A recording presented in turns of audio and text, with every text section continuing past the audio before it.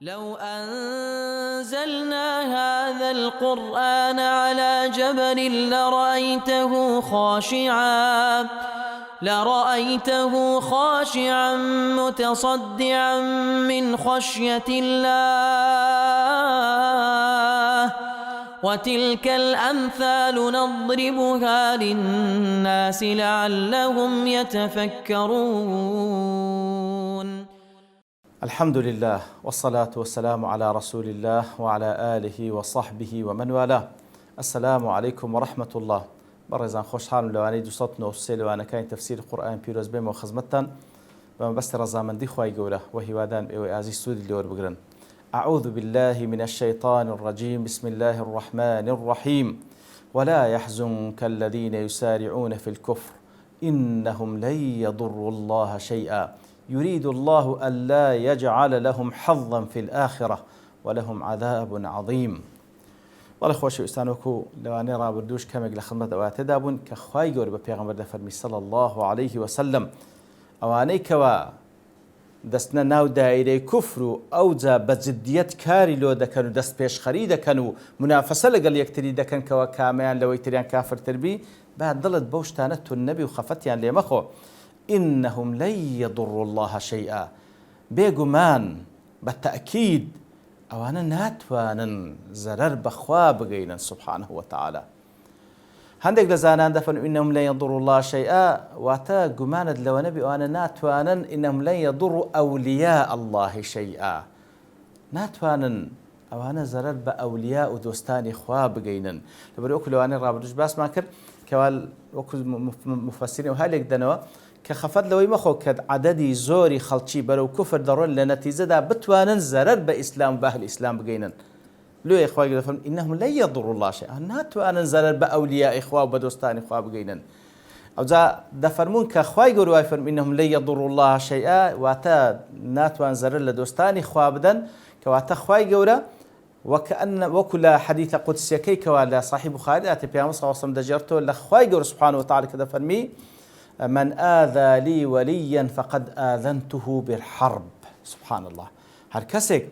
ولي دوستيشي من أزياد بدا إعلان حرب لسردكم قرب سري أو كسيك إخوة إعلان حرب لسردكم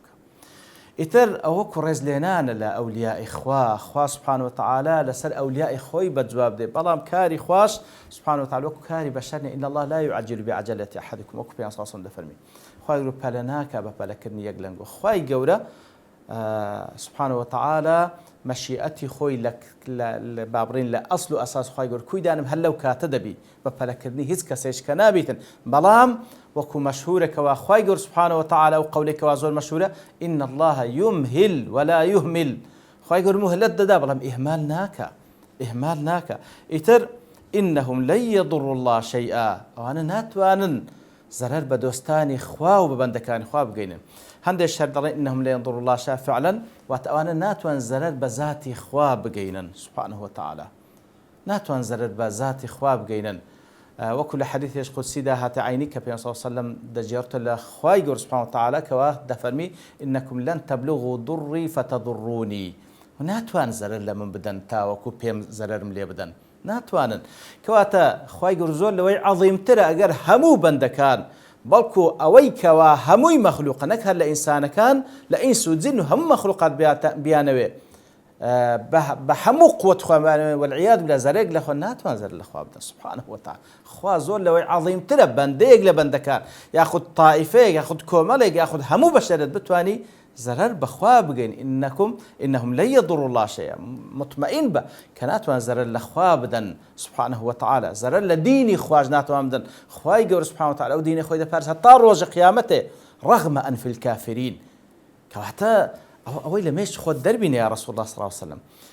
جلير ذاك خواي قول سبحانه وتعالى دفن إنهم لا يضروا الله شيئا وكل آتك تريج هر عين دفن إنهم لا يضروا الله شيئا ناتوان زرر بخوا بقينن بذات خوا سبحانه وتعالى ديارة كنفي ضرر لخوي دكاتوا بو كواهيز ناتوان زرر لخوا بدن برام الزيقايت كخواي قورة باس لأزيدان دكا لسورة الأحزاب دا خواي قور سبحانه وتعالى دا فرمي إن الذين يؤذون الله ورسوله أو أنك أزيتي خوا أزيت بيغمبر كيدنا صلى الله عليه وسلم لەوێن دەری دەفەرمی ئەزیەتدان و هەروەها لە حەدیثێکی صحیحیشدا کەوا بوخاری مسلم ڕواتیان کردێ پێغەمبەر دەفەرمی کە لە خوای گەورە دەژێڕێتەوە سبحانه وتعالى کە خوای گەورە دەفەرمی یؤذینی ابن آدم يسب الدهر وأنا الدهر دەفەرمی بەندەکان ئەزیەتم دەدەن بەنی ئادەم ئەزیەتم دەدا بۆی کەوا جوێن بە دەهر دەدا جوێن بە زەمانە دەدا لە کاتێکدا نازان کە ئەمنم زەمانە بەڕێوە دەبم کەواتە جوێندان بە زەمانە واتە جوێندان بە خوا وەالعیاذ بالله بەوەی خوای گەورە دەفەرمی ئەزیەتم دەدەن کەواتە ئاگادار بین جوێندان بە زەمانە کە لە ناو کوردەواری خۆشمان زۆر مەشهورە کە چەندین قسەی ناشیا و بەرامبەر بە زەمان دەکەن بە نەسی ئەو حەدیثەی کەوا حەدیثێک صحیحە لە بوخاری مسلم داهاتێ خوای گەورە دەفەرمی ئەوە جوێندانە بەخوا چونکە خوایە ئوقەلب اللەیل والنەهار وەکو لە حەدیثەکەدا دەفەرمی وأنا ئوقەلب اللەیل والنەهار زەمانە بریتیە لەو کاتی کەوا تێیدا دەژێن لەو شەو ڕۆژەی کەوا تێیدا لەو ڕۆژگاری کە تێیدا دەژێن خوای گەورە دەفەرمی ئەمنم شەو و ڕۆژ بەڕێوە دەبم ئیتر جوێندان بە زەمانەوە تە جوێندان بەخوا سبحانه وتعالى ئەو ئەزیەتدانە لە بەخوا والعیاذ بالله ئەوجا لێرەدا خوای گەورە نەفی ئەوەی دەکات کە کەسێک بتوانێت زەرەر لە خوا بدا بەڵام ئیثباتی ئەوەی دەکات کەوا کەسانێک ئەزیەتی خوا دەدەن والعیاذ بالله جەلوێ ئەو دوو شتەش لەگەڵ یەکتێک ناگیرێ وەکو زانایان نمونەیەکی جوان دەینەوە دەڵێ مەسەلەن کەسێکەوە مەسەلەن سیر و پیازی خواردێ ئەگەر لە تەنیشتت بی بۆنەکەی کە لە بۆ دێ بەو بۆنەی ئازار دەچێشی ئەزیەتت دەدا بەڵام خۆ زەرەریشت پێ ناگەینی زەرەرت پێ ناگەینی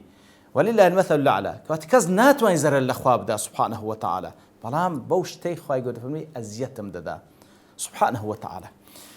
ئیتر ئەوانەی کەوا مسارعە دەکەن لە کوفر ناتوان زەرەر لە خوا بدەن ناتوان زەرەر لە دینی خواش بدەن إنهم لن يضروا الله شيئا يريد الله ألا يجعل لهم حظا في الآخرة ئەدی لۆ خوای گەورە سبحانه وتعالى مهلەتیان دەدا ئێدەی خوا سبحانه وتعالى دنیای خەڵق کردە بۆ ئیبتلا و تاقیکردنەوە مهلەتیاندا لۆ ئەوەی کەوا هیچ بەشیان لە ئاخرەت نەمینێ هیچ بەشیان لە ئاخرەت نەمینێ کەواتە کەسی کافریش خوای گەورە سبحانه وتعالى بەشی لە دنیای دەدا بەڵام خوای گەورە بەو مهلەتەی کە پێیان دەدا بەو جەریمانەی کە دەیکەن لە ناو کوفر هیچ بەشیان لە ئاخرەت نامینێ تاوەکو بێنە ئاخرەت بەبێ بەش بمینێنەوە لە ئاخرەت هەموو خۆشیەکانیان لە دنیا چێشتبی سبحان الله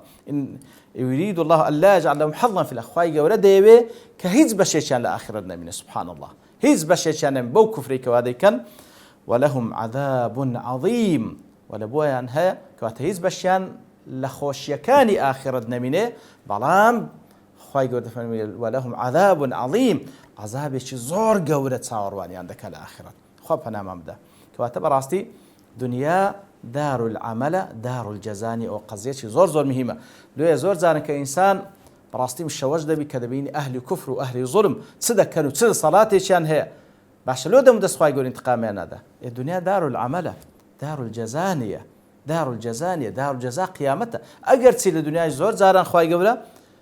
انتقام لە زانم و لە کافرەکان دەکاتەوە بەڵام شەر نییە بە حەز و ئارەزووی من و تووبی لەو کاتێبی کە ئەمن و تو دەمانە لەو کاتەیە کە خوا دەیوێت سبحانه وتعالى لە دواتر دەفەرمێ إن الذين اشتروا الكفر بالإيمان لن يضروا الله شيئا بێگومان ئەوانەی کەوا اشتروا الكفر بالإيمان اشتروا بمعنى استبدلوا ئەوانەی کەوا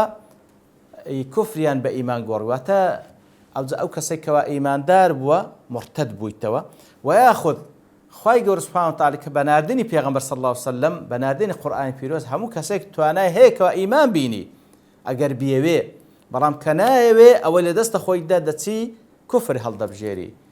اختاروا الكفر على الإيمان استبدلوا الكفر من کەسێک کەوا ئاڵوگۆڕێک دەکات سلعەیەک دەگۆڕێت بە سلعەیەکی دیکە فعلا ئەوەی کە دەیکڕی ئەوەی هەڵدەبژێری لەوەی کەوا هەیتی ئیتر ئەو ئیمانی کەوا هەی بوو یاخود لەبەردەستی بوو کەوا بەدەستی بینی دەست دەیگۆڕتەوە بە کوفر والعياذ بالله تفرمي أواني كوادا كان كفر هل دبجين لسر إيمان دي قورنوا لن يضر الله شيئا مطمئن هي الزرر بخوانا جينا وزرر بأولياء إخوة وبدين إخواجنا جينا ولهم عذاب أليم ولبويان هي عذاب بإيش وآزار لو ندر فرموي عذاب عظيم لو زاد فرمي عذاب أليم كواتا لكميته لقوة عذابك زور زور قوريا وحروها لا كاريگەری لە سەریان زۆر زۆر بە ئێش و ئازار خوا پەنەمام بدە ولا يحسبن الذين كفروا أنما نملي لهم خير لأنفسهم. با كافركان واتي نجن لا قراءتك ولا تحسبن الذين كفروا أنقوش واتي مجن أي إيمان دارنا بلام لو قراءة خومن كقراءة حفص عن عاصمة ولا يحسبن الذين كفروا أنما نملي لهم خير لأنفسهم. با كافركان واتي نجن كاتك وأخوي يقول زلوي لبويان شل كردية زلوي لبويان شل كردية خير لأنفسهم. كاتك وزلويان لبو شل كردية كوالنا كفركان يسارعون معناه أوي كوا خيري لبوان بي لبو تاكي أواني بي نا إنما نملي لهم ليزدادوا إثما إنما لبو حسرة بلكو حسرا لبر هيش تيقنية أخوي قول زلوي لبويان شل كردية إلا لبر أوينا ليزدادوا إثما لا مكلبو عاقبة تاكل عاقبتي أو زلو الشركرني أخوي قولا أوان إثم وقناه تاوان زياتر بدز بينن زياتر مستحق بالمعذاب إخوة والعياذ بالله كواتب راستي وكل شيء عنده بمقدار همشتق لا إخوة قولا بقدروا أندازيش داري كراوة إتركاتك واتزلو شل دكا لبو أهل كفر وأهل ظلم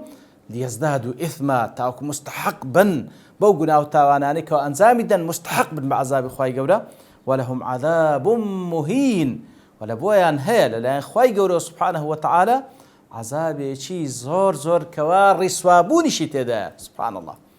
أهل كفر أهل ظلم كخواي قور عذابي عند دا فرمي عذابي شي عظيمة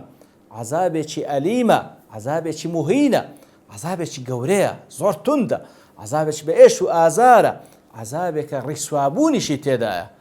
كوات هم عذابي شي مادية كوات تيدا إيش وآزار دا شيجن عذابي شي مهينة نفسيش كوار رسوا دكرين أوانا خوا بنا ما بدا